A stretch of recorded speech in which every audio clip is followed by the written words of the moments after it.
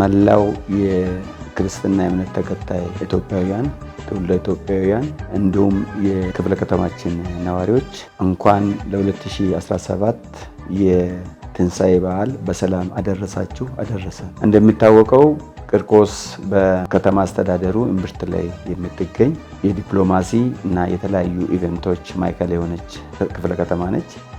በክፍለ ከተማችን በርካታ የልማት ስራዎች እየተሰሩ ነው።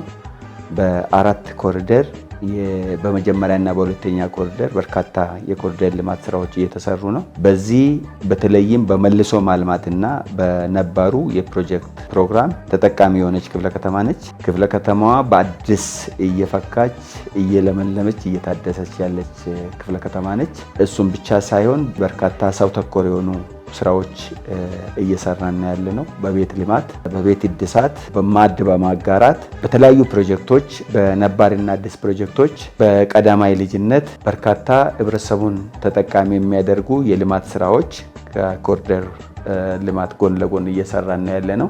ስለዚህ እነኚህ የምንሰራቸው የልማት ስራዎች በየደረጃ ያሉ የነዋሪዎቻችን ችግር የሚቀርፉ በየደረጃ ተጠቃሚ የሚያደርጉ የመንግስታችንና የፓርቲያችንን የሰው ተኮር ልማት ስራዎች እውነታነት፣ ውጤታማነት እና ጥራት የሚያረጋግጡ ፕሮጀክቶች ናቸው።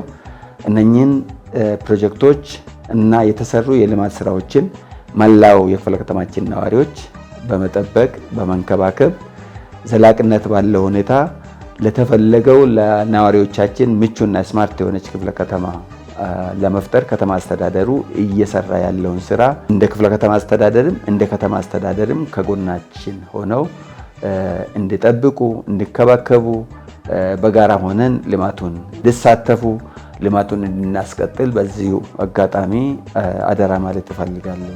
በዓሉ የደስታ የጤና የሰላም እንዲሆንላቸው በራሴና ክፍለ ከተማ ስም መልካም ምኞቴን በዚሁ አጋጣሚ ገልጻለሁ። መልካም በዓል።